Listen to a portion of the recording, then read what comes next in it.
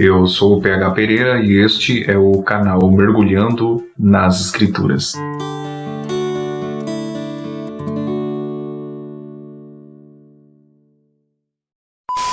A bem da verdade, meus irmãos, algumas pessoas objetam que pelo fato dessa expressão tetelestai ser uma palavra grega, não é? Portanto, ela é irrelevante e nós não devemos analisá-la, não é? Pelo fato de Jesus falar o aramaico. O aramaico era o idioma falado pelos judeus depois do cativeiro babilônico. Ele era bem similar ao hebraico e, por sua vez, era o idioma falado por Jesus e também pelos apóstolos, não é? E, portanto, alguns dizem que, na verdade, não devemos dar tanta atenção para esta palavra grega tetelestai, porque Jesus não usou essa expressão. Todavia, eu penso que, pelo fato do Novo Testamento ser escrito originalmente no grego koiné, portanto, nós devemos ter sim uma certa atenção e dar toda relevância para esta palavra. Por quê? Porque a nossa concentração é tão somente no texto grego, embora Jesus falava o aramaico. E é interessante porque esta palavra grega, tetelestai, que traduzido para o nosso português está consumado, não é? Alguns entendem que é uma expressão irrelevante, não é? Para os nossos dias. Todavia, no século I, era uma expressão bem interessante. Algumas circunstâncias, as pessoas usavam essa expressão tetelestai, que a bem da verdade era uma expressão muito comum. A primeira circunstância, meus irmãos, pelas quais as pessoas usavam a expressão tetelestai, era quando o sumo sacerdote terminava o seu trabalho, o seu sacrifício, ou seja, sacrificando o animalzinho para o holocausto, não é? E, por consequente, ele dizia, está consumado, ou seja, tetelestai. Isso é muito significativo e revelador, pois na cruz, Cristo é, de fato, o Cordeiro de Deus que tira o pecado do mundo.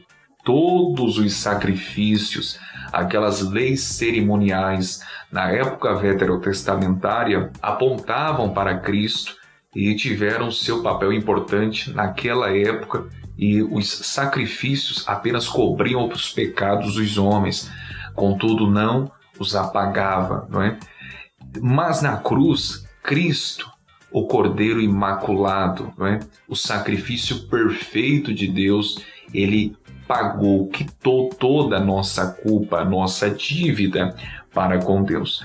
A segunda circunstância pela qual usava-se a expressão tetelestai era, na verdade, quando um escravo terminava a obra do seu senhor, não é? E quando o escravo, que do grego doulos, terminava a obra do seu senhor, ele dizia tetelestai. Isto é muito revelador porque na cruz, Cristo é o servo sofredor, apresentado no Evangelho segundo Marcos, não é? Que é o tema do Evangelho segundo Marcos. Cristo é este servo sofredor que consumou o trabalho para com Deus, não é? E pagando, através da obra redentora na cruz, os pecados dos eleitos do Pai, não é? Conforme 1 de Pedro 1 e 2. A terceira circunstância pela qual usava-se essa expressão era, na verdade, quando um pintor terminava o seu quadro, um artista, não é? E, portanto, ele levantava a sua obra e dizia, está consumado.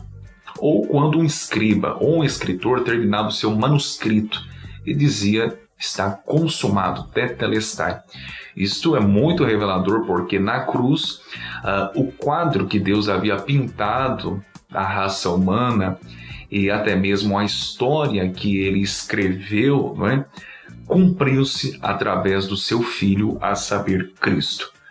Todavia, a quarta circunstância, quando usava-se essa expressão, e penso que é muito mais reveladora e se harmoniza com o sacrifício de Cristo, era, na verdade, quando um condenado estava na prisão, estava ali numa cela, não é, romana. O nome do escravo estava ali embaixo, a dívida que tinha que ser paga, quitada. Portanto, quando alguém queria comprá-lo e por sua vez pagar a dívida, ele chegava até a cela, o nome era riscado e a dívida era riscada também, quitada, e embaixo era escrito Tetelestai. Esse é o quadro mais perfeito, não é, de Cristo na cruz. Por quê? Porque nós éramos estes condenados eternamente no inferno. Nós tínhamos uma dívida muito alta e cara com Deus. E na cruz, Cristo pagou essa dívida. Paulo declara isso na sua carta aos Colossenses. Nós éramos presos de Satanás. Paulo ratifica em 2 de Timóteo 2, 24, 25 e 26. Éramos presos por Satanás. E na cruz, Cristo, através do seu sacrifício, nos comprou, nos resgatou e pagou a dívida para com o Pai, não é? Para com o Deus.